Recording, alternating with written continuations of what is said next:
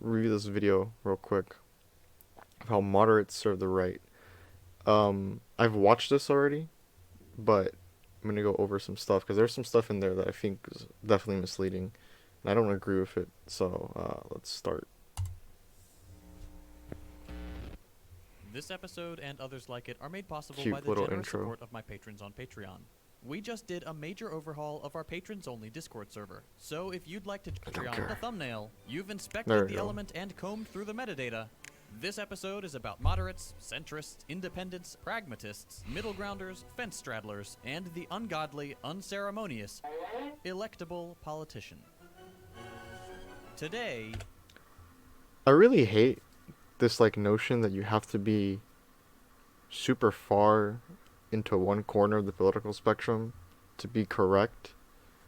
Right wingers will do the same thing and shit on people. Well, actually, I don't even know. People on the right won't crap on people in the middle that much, but you have a lot of socialists and stuff, and even some bit more sucked in people that will crap on people who are in the middle. The classic. He's like, oh, I take people from both sides, and arguably, I think a lot of those people say that they don't know what they're talking about. But to be fair, most people are in the middle, right? No one's opinions are that super strong. And maybe not the correct answer, but most policies probably should fall under the middle somewhere. I really don't like this whole hate towards the middle. I guess I'd be considered in the middle. I consider myself a social democrat, but depending who you ask, that's the middle or not, or super commie far left. But I don't know. I think this stain for people who are in the middle is kind of annoying. But we'll go over. Well, he'll go over why he hates it so much. We're looking at everyone's political neighbors in the middle of the street. Let's get this started. Cue the MLK. First, I must confess that over the past few years I have been gravely disappointed with the white moderate.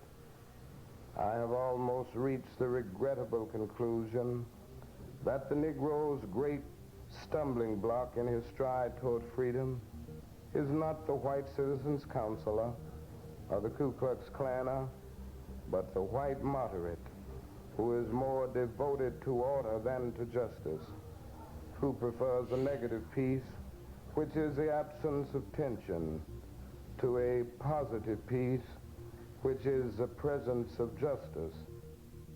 Look, I already know what you're going to say. JT, please describe to me in political science terms what a moderate is. Fine, but only because I want to. And as punishment for being so presumptuous, I'll start with the difference between the left and the right. You probably already know the story of the two terms. During the French Revolution, those who wanted to laisser les bon temps brûler with absolute monarchical power sat on the right side of the assembly, their version of the House, and the no-good radicals who wanted to try out terrifying and capricious parliamentary monarchy, sat on the left. This is a pretty specific issue to disagree about. So when people, i.e. academics with too much free time, try to come up with meaningful differences between the left and the right that hold true across most of global political history, you get very vague distinctions between the two political families. While today we associate the left and the right mostly with their stances on specific economic issues or cultural debates, the most fundamental distinction that you can probably draw between these two is that the left seeks to change society into something new, and the right seeks to preserve present society or go back to something old. In practice, that usually means the left seeks to undermine established hierarchies and distribute power and wealth more equally, and the right seeks to preserve hierarchy and order since most existing societies are or were built around power being concentrated in very few hands. But obviously, such a simple distinction will certainly make you mad. So be sure to comment why and how I've actually gotten it completely wrong in the comments section. I sure would hate for this video to get more engagement. Anyway, we've lost the plot a little bit here. We're not focusing on either of these groups. We're talking about the illuminated minds who can look past the squabbling of these dirty even extremes. more cringe. Moderates. The people who reject petty Oh ideological boy. battles. Yeah, here we go. And at the end of the day, just know better than you and I. Just listen to how terrible the extremes are in this No Labels video on the Biden infrastructure bill. We've seen this movie before. No, not those movies. This one. We will not support bipartisan legislation. I'm telling the Republican senators that we're not going to stand for it. The extremes on the left and right are trying to defeat a two-party solution for partisan purposes. 3 out of 4 Americans agree on the infrastructure bill that creates jobs, helps families, doesn't raise taxes, and powers America to beat China.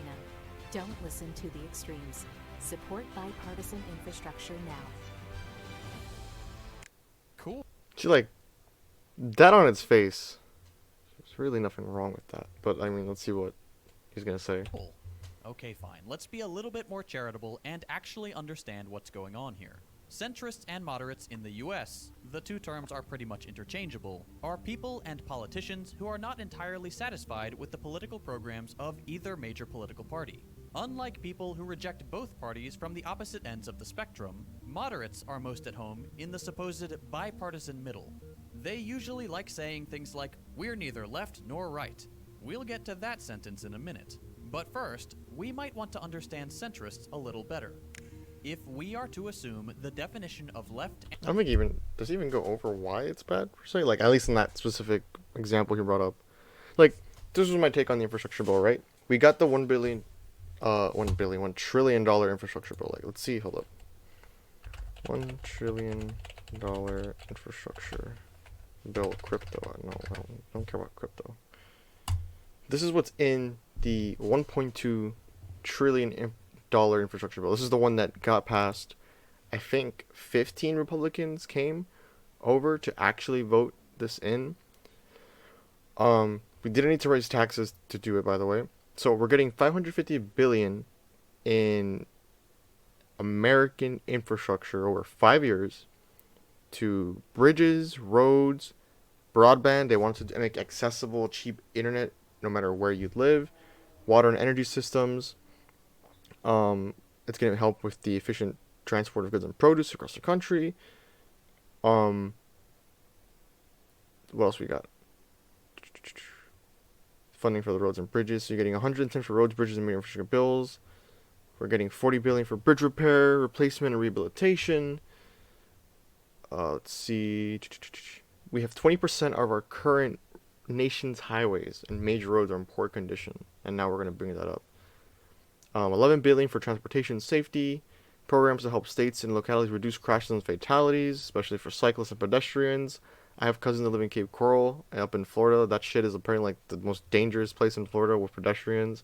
$1 billion to reconnect communities, mainly disproportionately black neighborhoods that were divided by highways and infrastructure, leftovers of redlining and shit like that. You know, let's get some more demolishing, reconstructing. So there we go.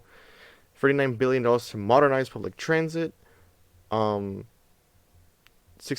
billion in passenger and freight trail for trains and Amtrak.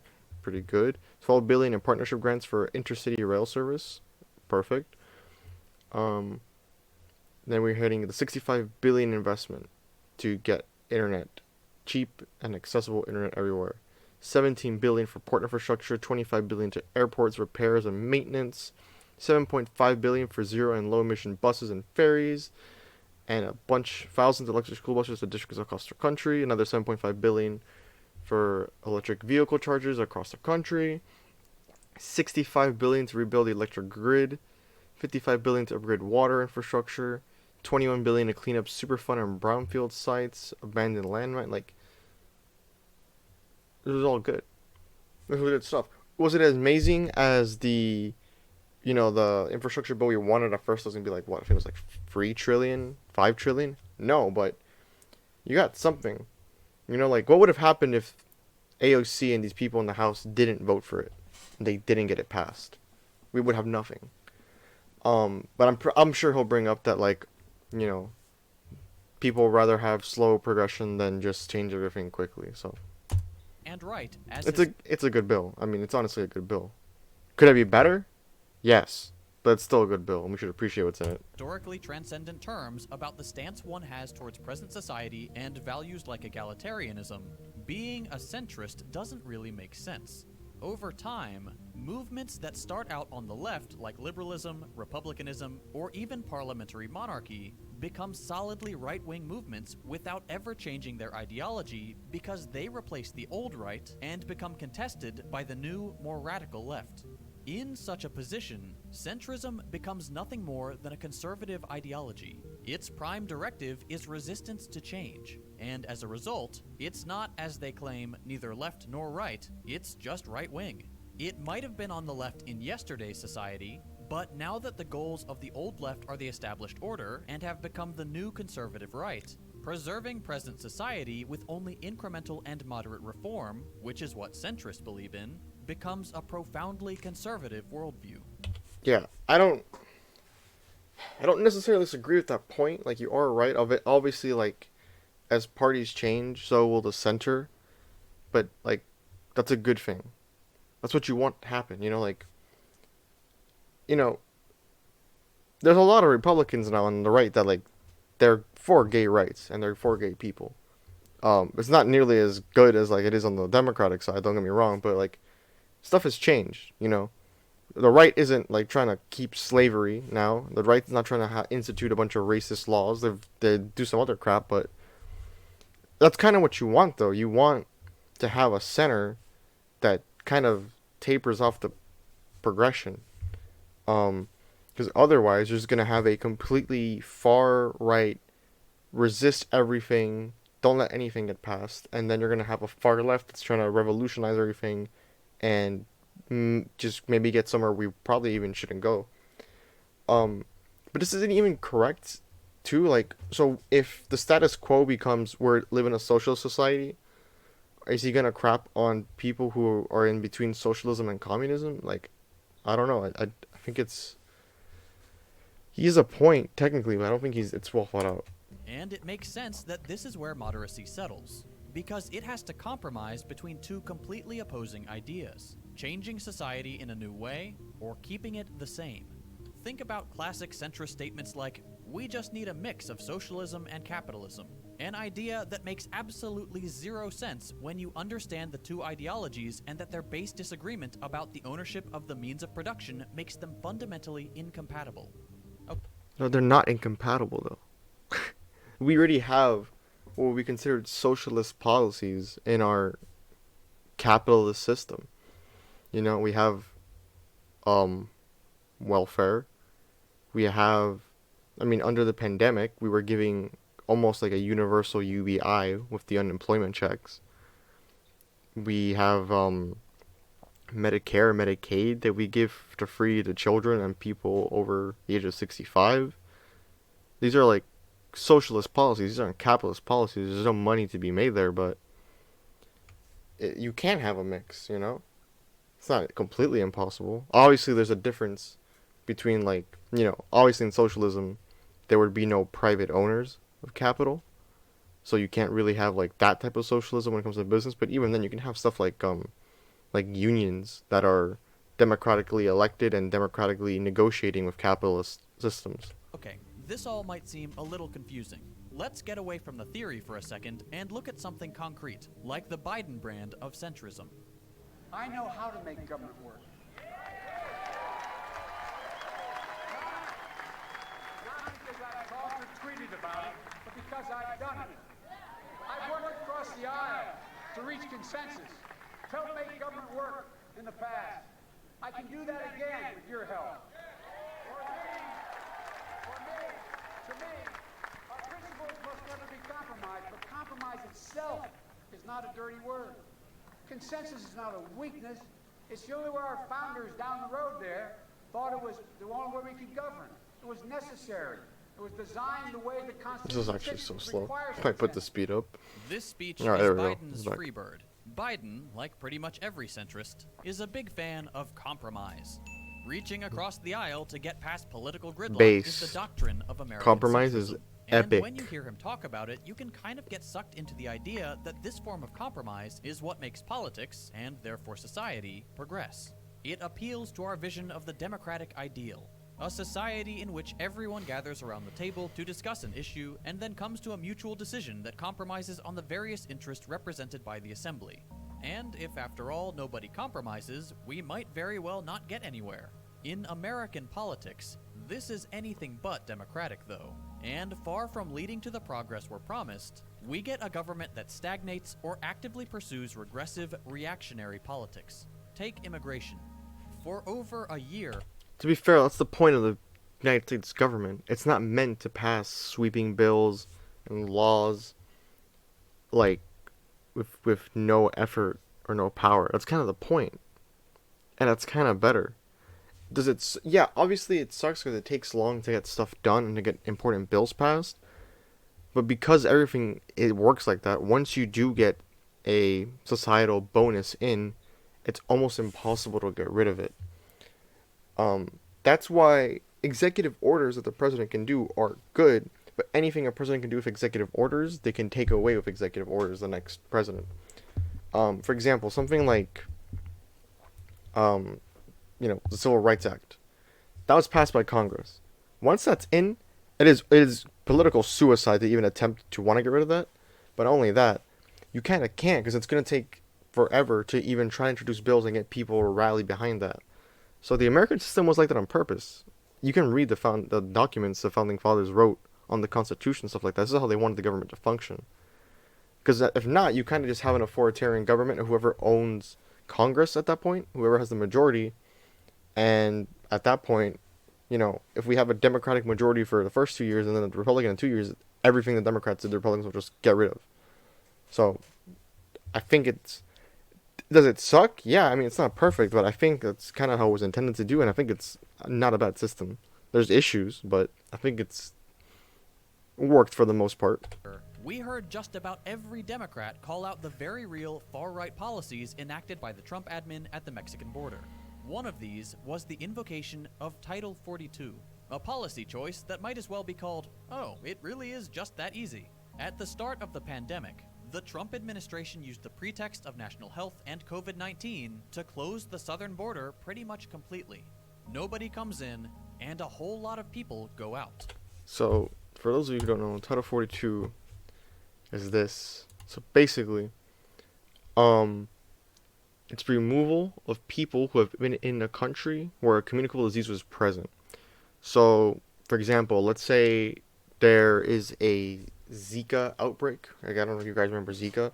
Let's say if South Africa had a Zika outbreak, we could enact Title 42, and we could now not accept immigrants or asylum seekers from South Africa, using Title 42, saying, well, you guys had an outbreak of a disease, we don't want the disease here. Trump used it during COVID to block land entry for many migrants. The problem, and it's still continued by Biden administration. As far as I'm aware, I don't think Biden has ended Title 42 yet.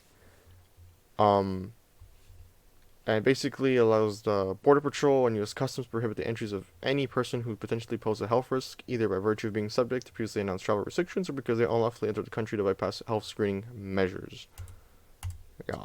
It was a brilliant success for conservatives and reactionaries, and a massive step back in immigration law.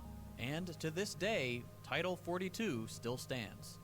No, sorry, that makes it seem like people aren't paying attention to it. The Biden administration is defending it tooth and nail in the courts. True to the spirit of compromise, Biden changed the application of the rule so that it would no longer apply to unaccompanied minors. But on the back end, has used it to expel around 700,000 migrants, far more than the Trump administration ever achieved with its paltry 450,000. I mean,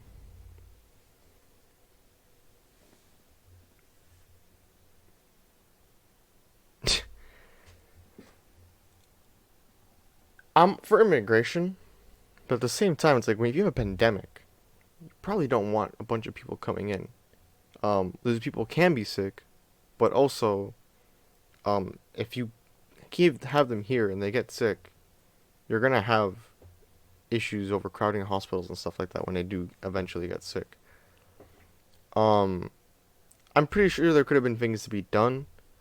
Stuff like screen them, maybe check if they're vaccinated. If they're vaccinated, then you can let them in to await asylum status and all that. But this is not like the worst thing in the world. Like, it's like Biden clearly has a more immigrant-friendly stance on immigration than Trump did. I mean, Biden reinstated DACA that Trump got rid of. So, like, this is kind of a moot point. I don't really get why he's bringing this up. Simultaneously, Biden has also continued the construction of the border wall, has led the infamous Yeah, see, this I hate. Like, he says that Biden continued the construction of border wall. Let me repeat that. Hold up. Biden has achieved with its paltry 450,000. Simultaneously, Biden has also continued the construction of the border wall, has led the Yeah, this is so misleading. So this is from NPR. This is the same article right here. Biden promised to halt building Trump's border wall, but new construction begun. This is the where am I? Holy crap! This is the same one. Okay, this is from NPR, October 5th, 2021. October 5th, 2021. All right. Does that have the name? Yeah. Okay. Heard of all things considered. Great. So, when Biden took in office, he basically put in, I think it was an executive order that said we are no longer building any wall. No more new walls being built. We're not going to put any money towards that. Freezing it. Done. You guys remember a lot of Republicans were mad because there was a bunch of steel that was just out in the sun. That was like rusting. Like there was a whole thing about that, right? So, new construction has begun on 13 miles of border wall in Hidalgo County, Texas, to the dismay of some locals.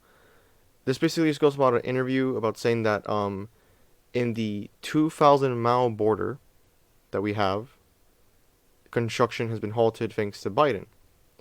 But they used some loophole of the levee repair to continue building walls because those were all repaired in 2011 using the American Recovery and Reinvestment Act.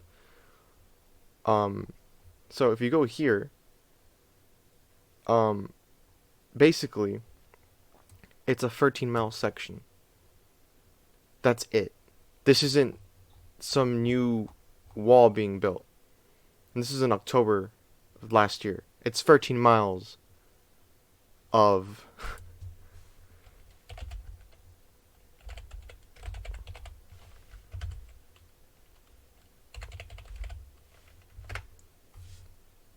it's almost 2,000 miles.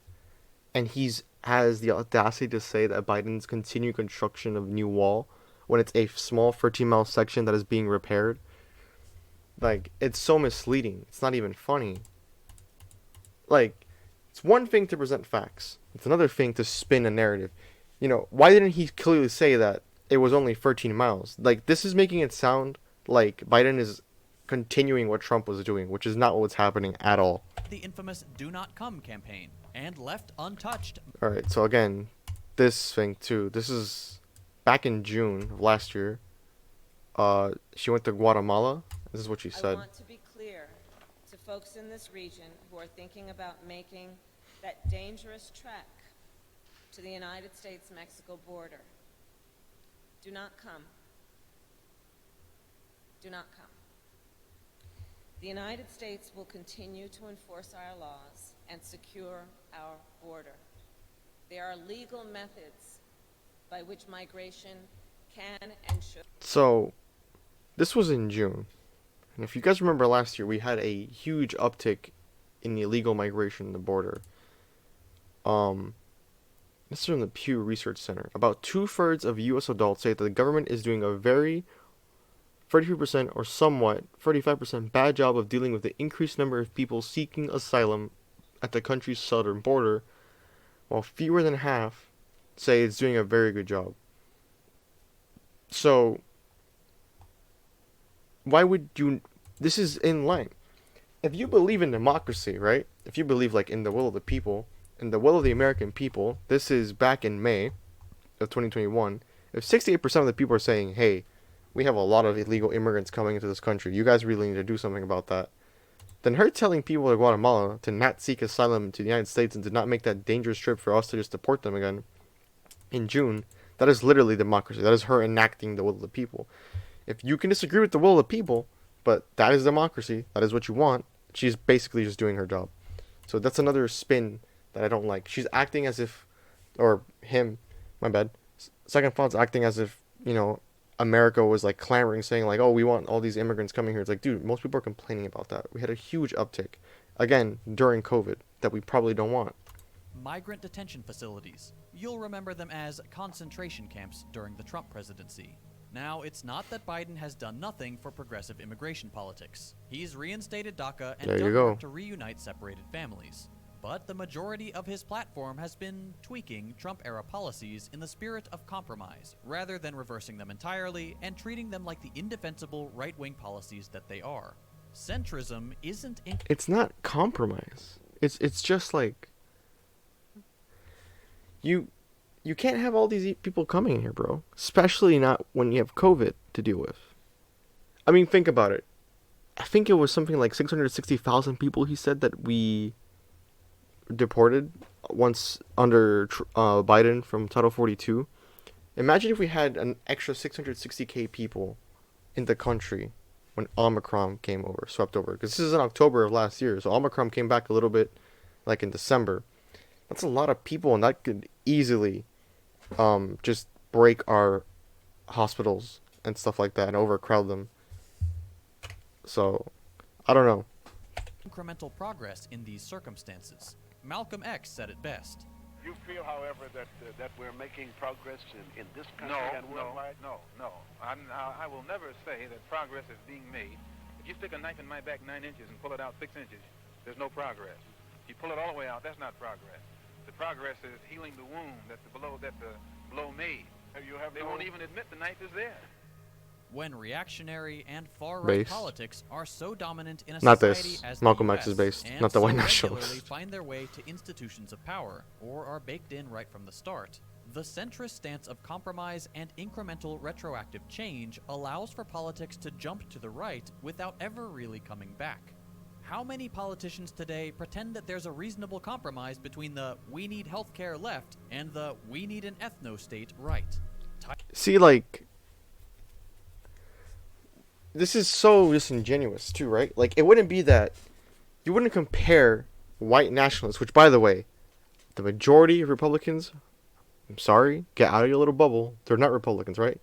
Go outside, touch some grass, talk to a Republican, right? They're not white nationalists, right? I guarantee you most of them are not white nationalists. I live in Miami. I'm pretty sure all these Cubans are not white nationalists, all right? This is disingenuous because the middle ground would be we need healthcare versus we want a private healthcare system, right? Where would be the compromise? We have a public healthcare. We have a public option where you can have private health insurance companies, but there is a public option that anyone can opt into, or if you are under a certain threshold, you automatically just are enrolled in it. It's not that hard. Like, it's not that we need healthcare and the people want a white nationalist ethno-state. Like, chill. Title 42 still stands because the myopic compromise of moderate ideology fails to take into account longer political trends. There are, of course, some exceptions to the rightward shift of American politics, but the attachment to moderation at all costs makes any left-wing legislation a blip in what is otherwise a sea of reactionary bravado. But most centrists don't like this, and that's not how they think about themselves. They don't like the idea that they're just a mushy average of the left and the right, or a simple tool of conservative politics. Instead, moderates describe their stance something like this.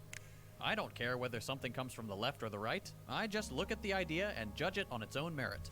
Here, the tricky centrist thinks he's gotten us. We couldn't possibly disagree with the idea of sensibly considering multiple options and forming... See, like, again, I know it's a funny meme, right? Like, healthcare and people who, and they want to exterminate the poor. Oh my god, what is the centrist to do, alright?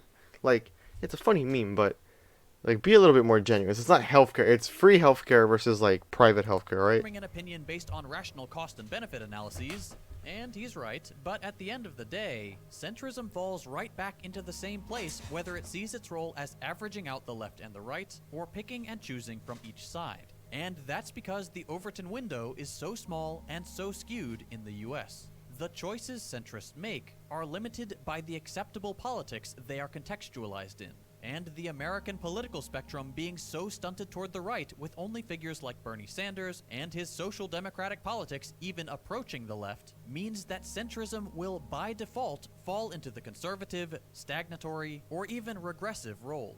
There just aren't that many options to choose from, and they're mostly on the same side anyway. Even if the centrist voter is a careful and considerate pragmatist who doesn't blindly follow the party line and thinks entirely for themselves on every topic and political debate, See, like, if this is all true, then why didn't Bernie Sanders win the Democratic nomination? It's not just the politicians. Like, a lot of people kind of overestimate how progressive people are in the country. Like, centrism in America, to me at least, it's not always that's like you have to take the middle ground. So, like, Democrats want free healthcare, Republicans want private healthcare. Boom, middle. It's like, no, there's a lot of Republicans that also want free healthcare, but usually what happens is socially the right sometimes agrees with the left. Some people, you see people like this, sometimes socially, like, oh, you know, like, I'm all for LGBTQ rights, I'm all for same-sex marriage, I don't really care, abortion's cool, and then, but I don't want high taxes, I want my taxes to be low. Like, there's people like that.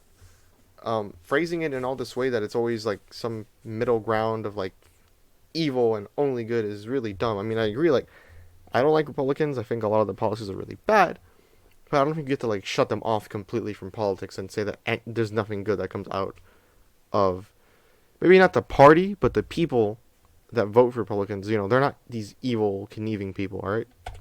The inevitable fact that they will be picking and choosing policies from the fascistic Trumpism in the Republican Party and the neoliberal capitalism of the Democrats, to the extent that they can even be differentiated at times, means they'll never actually consider...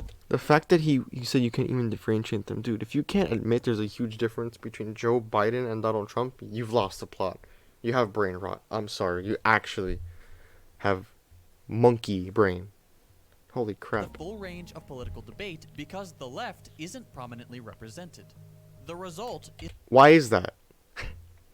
Why isn't the left properly represented? Maybe because the left isn't that popular, dude. I would like it if they were, but they're just not that popular. The center conserves far more than it progresses. And when it chooses to conserve something built by the right, it actively engages in regressive, reactionary politics. There's also the issue that politicians who call themselves the center aren't really doing so in good faith. While they may represent the center between elected officials, the actual center of the American people is far more to the left on many key issues than the center of the American political class. Just look at this clip featuring celebrity centrist Joe Lieberman. I think that's it for the video. I've watched the rest, and the rest of it's kind of whatever, but yeah, overall it's like, man, I don't think I agree with you. You have some pretty dumb shit. It really pissed me off, the whole wall thing. Like, when I saw that, I was like, wait, Joe Biden's continuing the wall? There's no way. And then you just look it up, and it's not true at all. It's like, you can't just be a little honest, my dude. Is it really that hard?